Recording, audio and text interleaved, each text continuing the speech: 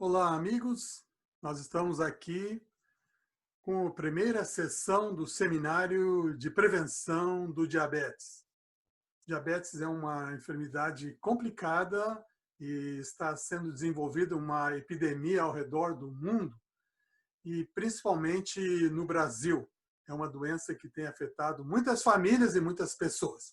Eu sou o Dr. Ildemar dos Santos, sou professor na Escola de Saúde Pública da Universidade de Loma Linda e fui médico no Brasil por 14 anos, trabalhei no Hospital de São Paulo e na Clínica de São Roque. Depois trabalhei no Hospital Adventista de Hong Kong também por 6 anos. E durante os últimos 13 anos tenho sido professor na Escola de Saúde Pública de Loma Linda. E agora eu peço que o Dr. Wenis apresente a si mesmo, que nós dois vamos ser os palestrantes desse seminário. Olá, amigos. Meu nome é Wenis Reis. Eu sou médico no Brasil. Eu fiz a minha residência em cirurgia vascular em São Paulo. Fiz o mestrado também em São Paulo. E hoje sou estudante do doutorado em saúde pública, com especialização em na Preventive Care. Sou aluno do doutorado e estou aqui junto do Dr. Ildemar para que juntos possamos conversar sobre essa doença tão prevalente, que tem uma frequência e tem um aumento significativo no mundo nos dias de hoje, está associado com tanto custo para a nossa sociedade, o diabetes. Ok, então a primeira palestra desse seminário de diabetes, que vai ter aproximadamente 10 sessões, vai ser sobre a introdução da doença. Vamos apresentar aqui qual é o mecanismo dessa doença, quais são os fatores que estão relacionados com a mesma.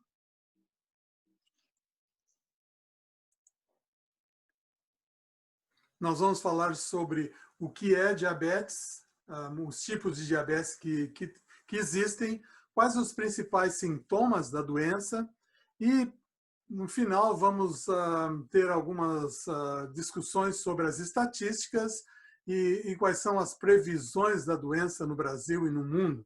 E vamos discutir esses aspectos com você na parte dos comentários. Bom, o diabetes mellitus, é uma situação clínica onde existe um excesso de glicose no sangue. E o que faz com que exija esse excesso de glicose no sangue? São situações em que o pâncreas deixa de produzir a quantidade de insulina necessária para colocar a glicose dentro da célula. Ou então, a insulina, mesmo produzida pelo pâncreas, ela não consegue agir de maneira adequada. O pâncreas é um órgão produtor de insulina, né? E essa insulina, que é um hormônio, ela tem como função básica promover a entrada de glicose na célula. Então, veja bem, a glicose, o açúcar que nós comemos, precisa chegar dentro da nossa célula para que forneça energia para a célula nas suas funções vitais. Para a célula trabalhar, necessita dessa glicose. E quem faz a função de propiciar a entrada de glicose na célula é a insulina. Então, quando ou o pâncreas não produz a quantidade de insulina necessária, ou a insulina não consegue exercer a função de colocar essa glicose para dentro da célula, de estimular essa entrada da glicose para dentro da célula, temos a situação do aumento dessa glicose, que é o diabetes. E aqui nós começamos a ver, então, onde nós temos o pâncreas. Essa aqui é a situação normal. O pâncreas produz a insulina, então, se acopla na célula, no receptor da célula, e permite a entrada de glicose através de outro receptor. Essa é a situação normal. Aqui nós temos a situação do diabetes tipo 1. No diabetes tipo 1, existe uma não produção da insulina. Existe um problema no pâncreas e essa insulina não é produzida. Então, veja bem, não acontece o estímulo na célula para que a glicose entre, né? A glicose não vai entrar na célula, e isso vai fazer com que a glicose fique aumentada no sangue. E vamos falar mais sobre esse diabetes tipo 2, que hoje é o mais comum. O que acontece no diabetes tipo 2? A princípio, o pâncreas produz a insulina, até aumenta a quantidade de produção de insulina, diabetes tipo 2. Essa insulina produzida no diabetes tipo 2, por várias questões nós iremos conversar, ela não exerce a sua função na célula. Aumenta a insulina no sangue, e quando chega o momento dessa insulina ativar o receptor na célula e propiciar a entrada de glicose, isso não acontece. São vários fatores que causam isso. E a glicose não entra na célula. Então, o que acontece é que no diabetes tipo 2, a insulina produzida não consegue, de uma forma correta, propiciar a entrada de glicose na célula. Isso a gente chama de resistência à insulina. A insulina aumenta, mas a célula não aumenta. A célula não aumenta a entrada de glicose devido à insulina. É uma situação chamada de resistência. A célula é resistente à ação da insulina produzida pelo pâncreas. Aqui nós vemos uma explicação do mecanismo, como é. Nós vamos ver pelo desenho aqui onde a insulina vem. A insulina vai no receptor da célula. Vamos considerar essa membrana como se fosse a membrana da célula. Aqui na parte de cima, o sangue, né? O sistema circulatório com o sangue chegando na célula aqui. Então a insulina entra no receptor, desencadeia uma série de reações. Essa série de reações faz com que o GLUT4, que é exatamente o que faz com que a glicose entre na célula. Esse GLUT4 fica no citoplasma da célula e a insulina, quando se acopla no receptor, causa reações, e esses GLUT4 que fazem a entrada da glicose na célula, que fica no citoplasma, fica numas vesículas, eles vão para a superfície da célula, propiciando a entrada de glicose. Então a insulina acopla no receptor, desencadeia uma cadeia de reações aqui, e isso faz com que o GLUT4 vá para a membrana celular e com isso acontece a entrada da glicose.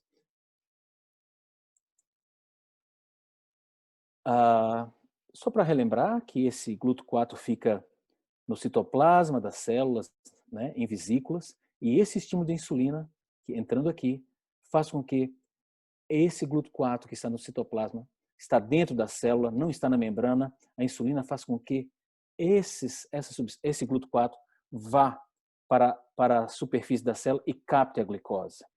E nesse estudo, eles afirmam que uma baixa de insulina faz com que tenha pouco desses GLUT4 na membrana celular.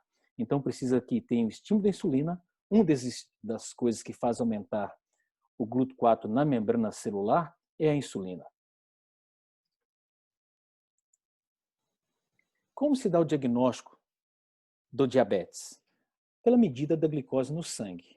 A maioria dos estudos determinam que encontrar uma medida de glicose no sangue acima de 126 por 2 vezes, estando a pessoa em jejum de mais de 8 horas, é o mecanismo mais usado para dar o diagnóstico da glicose. Medindo exame de sangue em jejum de 8 horas e por 2 vezes encontrando esse nível de glicose de 126. O normal seria em jejum de 75 a 99, 126 seria o nível aumentado, num jejum de 8 horas. Outra forma de diagnóstico são pessoas que apresentam sintomas clássicos desse aumento da glicose plasmática, né? Nós vamos falar no próximo slide. Mesmo não estando em jejum, e quando mede a glicose no sangue está acima de 200. Então, pessoas com sintomas do aumento da glicose no sangue, nós vamos falar a seguir, não estando em jejum, quando ela vai medir a glicose no sangue e está acima de 200, também é considerado um diagnóstico. E outro nível que é usado para o diagnóstico é quando a glicose no sangue aumenta, ela se liga à hemoglobina. Esse é chamado esse HbA1c. Quando é dosado esse HbA1c no sangue e está acima de 6,5, também é um esse é um dos critérios do diagnóstico de diabetes. Mas a função do HbA1c é importante porque ele dá um nível de diabetes pelos 3 meses.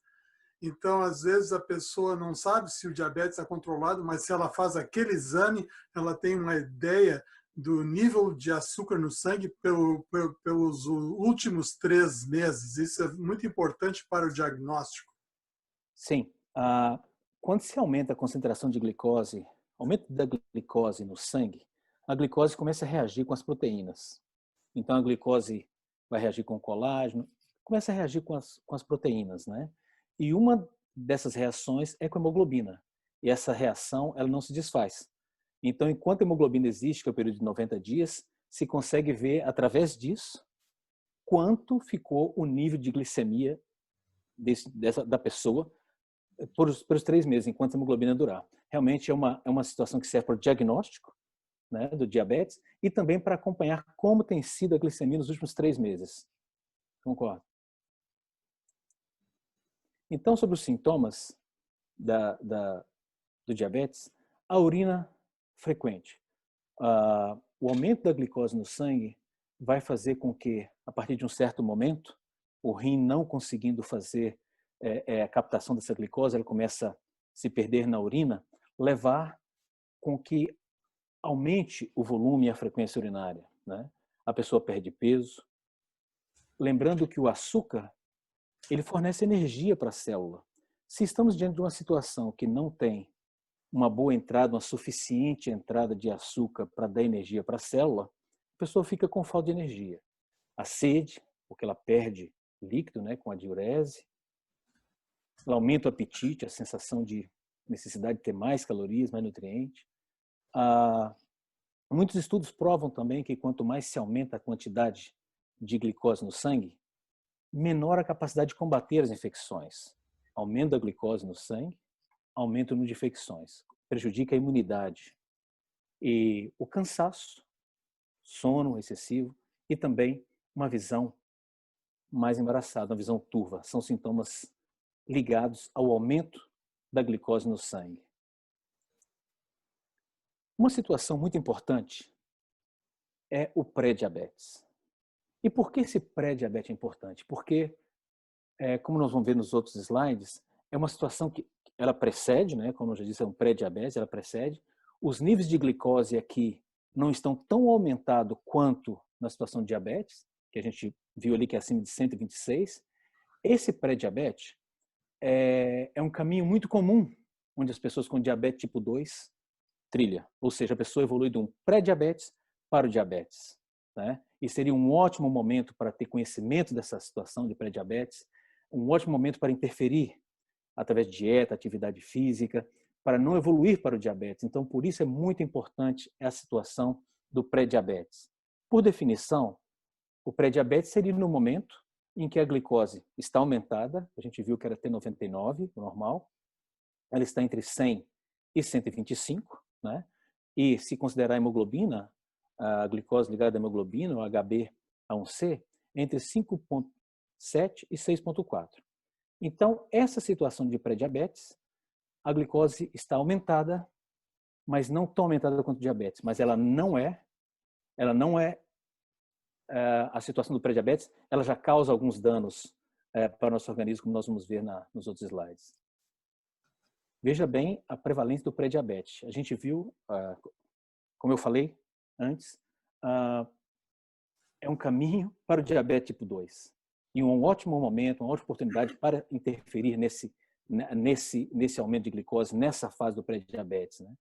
A prevalência global, segundo o Global Epidemiology of Prediabetes, eles acham que em 2017 é de 7,3% da população adulta. Veja que é muita gente que está nesse caminho do diabetes tipo 2. É uma prevalência de 7,3% a nível global. E se estima que em 2045 essa prevalência vai para 8,3%. Veja bem, aumentando os fatores de risco, que nós vamos conversar depois sobre eles, essa situação de pré-diabetes se torna cada vez mais comum. Ela acompanha o aumento da prevalência do diabetes, né? E aqui na figura a gente pode ver exatamente, ilustrando.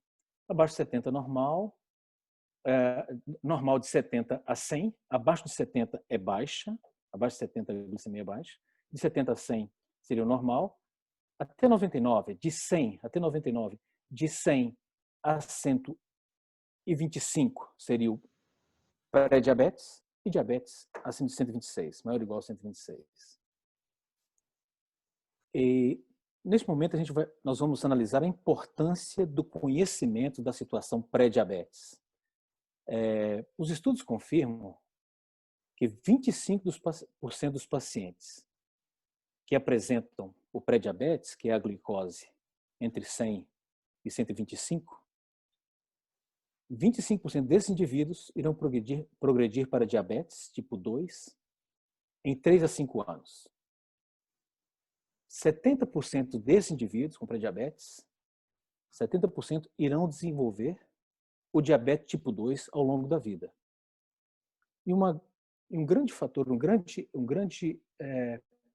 fato nessa situação do pré-diabetes, que é o grande fato de descobrir o diagnóstico que está nessa faixa de glicemia, é saber que ela é reversível. O diabetes, né, o pré-diabetes, o nível de glicose nessa faixa, que é do pré-diabetes, ela é reversível com a mudança do estilo de vida. Ou seja, uma dieta saudável associada à atividade física. É muito importante o conhecimento do pré-diabetes, o diagnóstico dele e o estabelecimento de mudanças no estilo de vida para que se reverta, para que se controle o nível de glicose, coloque o nível de glicose a níveis normais. Vamos falar nesse momento, sobre a situação de pré-diabetes e as complicações. As complicações não são só encontradas na situação de diabetes tipo 2 estabelecida. Muitos estudos, como esse que tem na referência nesse slide, ele mostra que na situação de pré-diabetes, 7,9% das pessoas já apresentam doenças na retina. Outras publicações mostram que no pré-diabetes, nesse nível de glicemia, de aumento da glicose, existe já algum acometimento também dos nervos periféricos. Acometimento dos rins também já se encontra no pré-diabetes, né? E os pacientes no pré-diabetes já têm um risco aumentado para doença cardíaca, aumentando o risco de doença vascular cerebral, doença coronariana. E a mortalidade em geral dos pacientes com pré-diabetes, ela é aumentada. Então, nós temos aqui uma situação que já cursa, o pré-diabetes ela já evolui, já cursa com algumas complicações no organismo. E geralmente, nessa situação, como causador dessa situação do pré-diabetes, desse aumento de glicose, os estudos têm mostrado que a baixa frequência de alimentos ricos em fibras, aumento do consumo de gordura saturada, de açúcar na dieta, o aumento das calorias em geral, que são ingeridas durante o dia, associada a não gastar isso, associada a um estilo de vida sedentário, são os principais fatores da obesidade, do diabetes tipo 2 e de outras doenças crônicas. Então, na atualidade, existe um aumento do consumo de muitas calorias nas refeições, associada a uma dieta com a menor quantidade de fibras, né? E pacientes ainda associam a esse estilo de alimentação a não gastar energia, o estilo de vida sedentário. Isso faz com que surja o pré-diabetes, posteriormente o diabetes e as complicações relacionadas a esse aumento de peso. Só para termos uma ideia de como o diabetes anda associado com a obesidade, nesse gráfico a gente vê desde 1994 como a obesidade andou nos Estados Unidos. Esse é o mapa dos Estados Unidos, um gráfico mostrando a obesidade em 1994 a 2008, o aumento da obesidade. E olha como os mapas se assemelham em termos de evolução. Olha o diabetes como evoluiu tendo maior prevalência nos locais onde aumentou a obesidade. Nesse outro agora de 2015, nós vemos então comparando a obesidade nos Estados Unidos e o diabetes nos Estados Unidos, mostrando essa relação, né? Um aumento do consumo de calorias relacionado à deficiência, a uma atividade física deficiente, ao não gasto dessas calorias, levando ao aumento de peso, levando ao sobrepeso, levando à obesidade, faz com que ocorra um aumento no diabetes. Se você analisar os estados que têm obesidade, o único estado que tem menos obesidade, aí, menos de 14%, é o Colorado, que é, não sei se você sabe qual é o Colorado, mas é o único amarelo que tem esse aí. Eu só queria colocar a minha experiência que a minha filha mora no Colorado e eu viajei para lá e fiquei lá 3 meses. Durante esses 3 meses eu perdi 5 quilos. E não fiz dieta muito, eu continuei com a minha dieta, mas caminhava todo dia. Cada dia eu ia num parque diferente, cada dia às vezes eu ficava 2 horas caminhando. Então, a oportunidade que existe nesses lugares para exercício é grande. Às vezes a gente tem as coisas ao redor da nossa casa, mas a gente não presta atenção. Quando a gente vai para um lugar diferente, a gente começa a prestar mais atenção. Mas o fator importante aí, e isso vai mais para as autoridades, é de que existe uma influência grande se o ambiente ajuda, se o ambiente tem mais oportunidade para exercício, no caso. Correto. Uhum. Então, diante dessa situação, onde nós vemos um aumento no consumo de calorias associado a uma vida sedentária, aumento dos níveis de obesidade, do sobrepeso e da obesidade, ao redor do tempo foi se tentando fazer previsões de como seria a evolução do diabetes. E aqui nós vemos essa primeira previsão, onde se fala que em 2030 haveria 366 milhões de diabéticos no mundo. Mas, esse aqui é uma previsão, nós temos aqui a publicação que foi feita no Diabetes Care em 2004, foi feita essa previsão de 366 milhões de diabetes no mundo, né? Aqui nós temos a referência aqui mostrada na publicação. Essa foi a previsão para 2004. Feita em 2004, previsão para 2030, de 366 milhões. Só que nós vemos agora já publicações onde nós temos aqui que em 2017, 424 milhões de pessoas com diabetes. Veja bem, existia uma previsão de 2030, vou voltar no slide anterior, a previsão feita em 2004, que em 2030 haveria 366 milhões. Mas em 2017, nós já temos 424,9 milhões de diabéticos. E essa aqui é a fonte da revista onde foi feita essa publicação.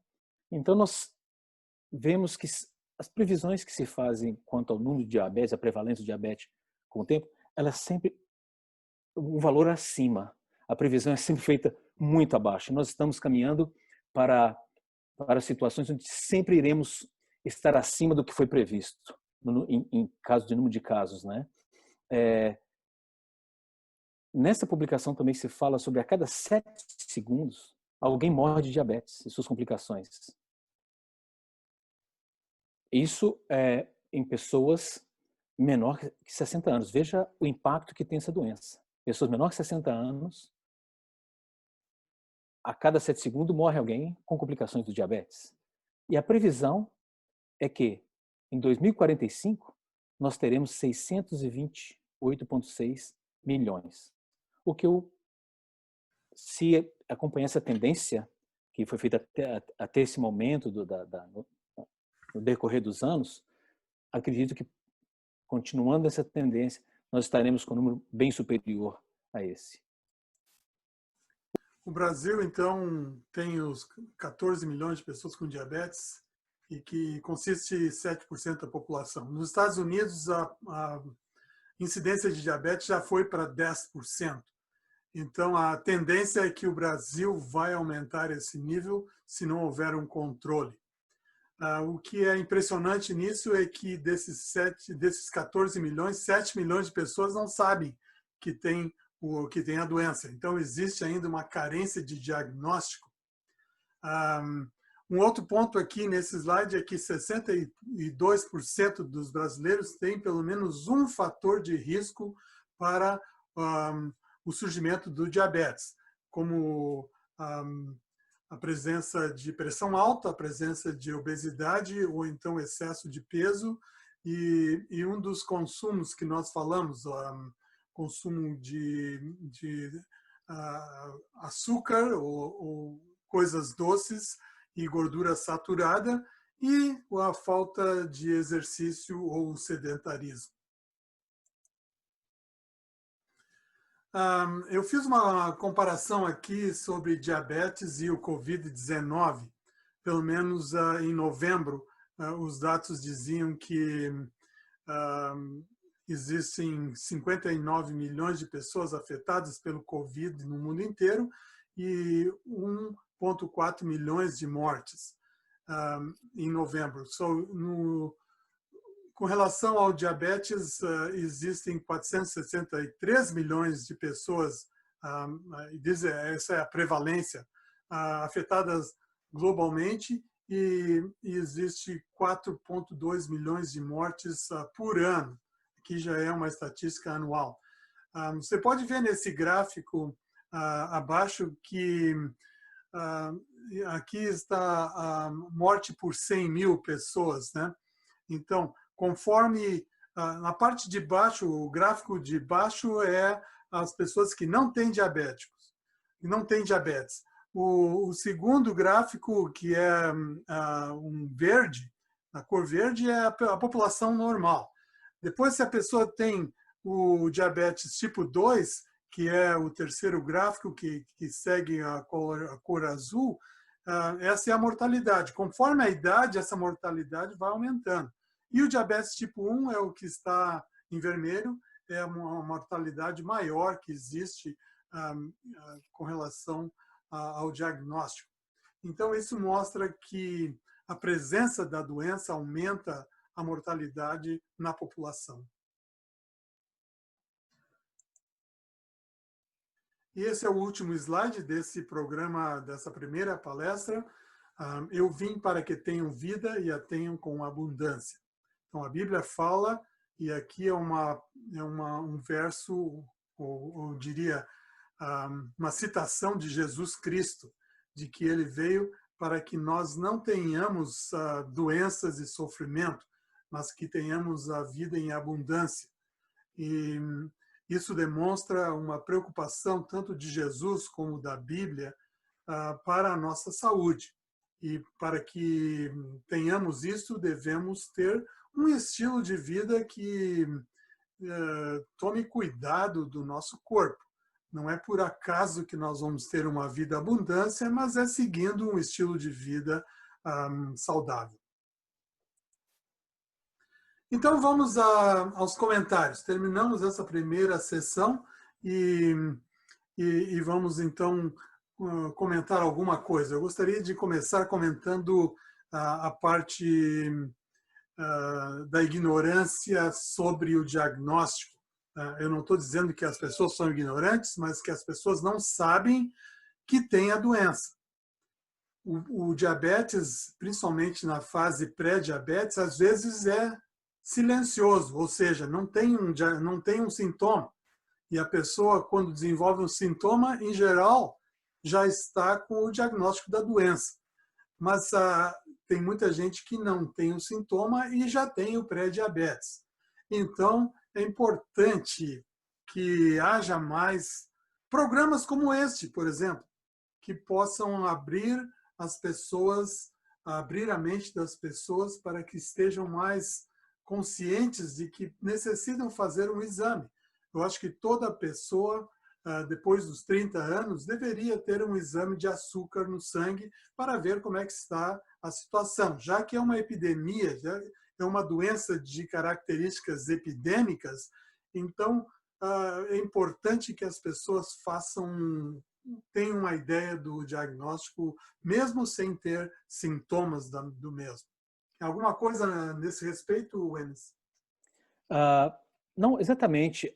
Um diagnóstico nessa fase, um diagnóstico precoce, um diagnóstico na fase inicial, seria essencial para adequar os níveis de glicose, já que a gente viu que é uma fase onde se é reversível, uma fase que existe complicações, mas são menores do que a doença de diabetes tipo 2 estabelecida, mas teria melhor resposta com as mudanças do hábito de vida, né, como dieta e atividade física. Eu gostaria de comentar essa resistência à insulina. Nós temos várias causas do diabetes tipo 2. Temos o aumento da população, né, leva ao aumento também do diabetes, para o aumento da população. Temos o envelhecimento da população, que é uma das causas do diabetes. Temos a parte genética. Mas o que tem sido significativo para um aumento dessa prevalência, ou também aumento dos casos novos, surgimento de casos novos de diabetes, são situações que poderiam ser evitadas com a mudança do hábito de vida. Essa resistência à insulina se trata de uma situação em que o pâncreas produz a insulina, existe a produção, mas devido a alguns fatores que nós vamos ver em outras palestras, essa insulina não consegue agir. Não consegue agir porque algumas substâncias produzidas pela obesidade, algumas substâncias produzidas pelo excesso, o próprio excesso de açúcar, né, alguns radicais, algumas substâncias, uma falta de atividade física, a gente vai ver que a atividade física ajuda a insulina a agir. Então, a resistência à insulina se trata de situações que muitas delas nós podemos interferir através da adoção de uma dieta saudável, de uma vida com menos estresse, de um bom sono e de atividade física. Então, este é um ponto muito importante dessa resistência à insulina. Temos como interferir, temos como fazer uma melhoria da captação de glicose pela célula através da mudança do estilo de vida. E adicionando um pouquinho mais sobre isso, eu tenho uma opinião pessoal, nem todos os médicos concordam, mas eu acho que a doença do diabetes tipo 2, que está com níveis epidêmicos, ela está relacionada mais com a resistência da insulina a nível celular e que na definição da doença ainda existe a ideia de que existe uma deficiência do pâncreas em produzir insulina, mas eu penso que em termos de diabetes tipo 2, que é relacionado com a resistência à insulina, essa falta de produção do pâncreas é uma consequência da resistência. O organismo tenta produzir mais insulina para ver se algumas dessas insulinas afetem o receptor celular e coloquem açúcar para dentro da célula. Certo. Não, é verdade. É como se o pâncreas levasse uma exaustão, não consegue produzir por tanto tempo muita insulina, né, doutor Idomar? Porque produz e ela não consegue ter ação na célula. Uma situação do pré-diabéticos, né, as complicações, isso é uma situação que deveríamos salientar mais uma vez, a situação do pré-diabetes. É o início de uma evolução, de uma evolução para o diabetes tipo 2 e pode e deve ser examinada, diagnosticada, as pessoas precisam fazer mais exames para ver como é que está o nível de glicemia e estabelecer mudanças de estilo de vida para que evite essas complicações sérias. Nós vimos quase 7,8% de doenças nos olhos. Nós temos já lesão nos nervos periféricos, nós temos maior prevalência de doença coronariana nesse nível de pré-diabetes. E o que eu quero salientar é que, mesmo antes que estabeleça os sintomas, né, do diabetes, que servirão para o diagnóstico de diabetes, que se faça um check-up, que dê uma analisada, quanto está meu nível de glicose. E mesmo com esse nível de glucose perto do normal, estabeleça mudanças da dieta e atividade física para que se previna, para que senão incorra na situação do pré-diabetes. Lembrar que ela tem complicações sérias já nesse nível de glicose, nesse nível do pré-diabetes. Eu iria adicionar o fato de que, quando fizer o check-up, principalmente 3 áreas deveriam ser incluídas, né? Uma avaliação do coração, uma avaliação dos rins e uma avaliação dos olhos, que são as 3 principais complicações da doença que são, de certa forma, fácil de serem prevenidas ou diagnosticadas. E um outro aspecto aqui, que eu tenho uma opinião pessoal, é que em poucos anos essa definição de pré-diabetes vai mudar. Ou seja, a definição da doença, o diagnóstico da doença vai incluir pré-diabetes. Não vai ser pré-diabetes e diabetes. Pré-diabetes já é um diagnóstico de diabetes, no meu pensar. Então, eu estou pensando que em 5 anos ou no máximo 10 anos, esses conceitos de diabetes vão ser alterados e uma denominação diferente vai surgir.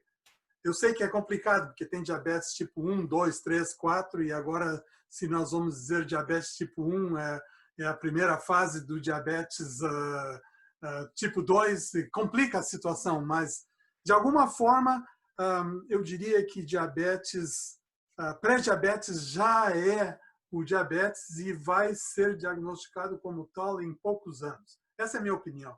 Não sei o que o Enes acha disso. Eu vejo que faz muito sentido o que o senhor falou, Teodomar, porque nós já temos complicações devido à elevação do açúcar. Se o diabetes é um nível de elevação do açúcar no corpo que apresenta complicações, o pré-diabetes já faz isso também. Se sabe que quanto mais se aumenta o açúcar no sangue, mais existem complicações dela.